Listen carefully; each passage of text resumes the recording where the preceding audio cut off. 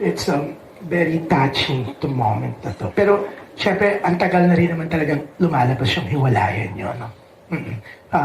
Pero, syempre, so, alam ko how much yung hirap for you na iwasan muna yung mga tanong na yon. Pero,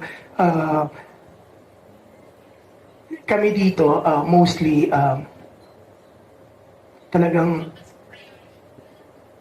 inaangaan ka namin for being brave na, yun nga, magawa mong aminin. And ang ganda ng sinabi mo na huwag isisi kay Rico, huwag itapon sa kanya lahat ng blame, no?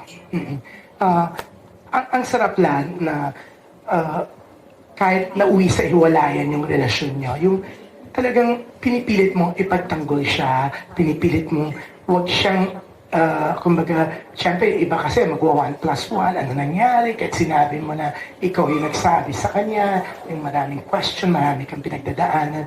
But, ang sarap na, siguro si Rico will be very, very proud of you, very, very happy for you na, yun nga, despite everything, kahit ano pa, kasi ang daming naglalabasan sa internet, sa SOCME, na dahilan kung ano, dinadamay, pati nga si Anthony. Pero, yan, ang ganda. Oo. Sa tingin mo, anong magiging reaction ni Rico? Or pinag-usapan niyo ba to na, syempre, pareho kang celebrity. Nag-usap ba kayo na, sige, aaminin ko na, sasabihin ko na wala na tayo? No, pinagpaalam mo ba sa kanya?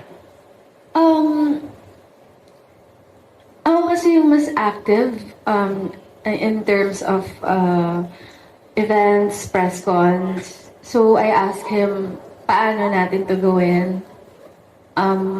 How will we say it? Sabi na lang na, maybe in one of the interviews, kung may interview. But yeah, he was supportive naman about it. I asked for his blessing na sabihin ko yung totoo.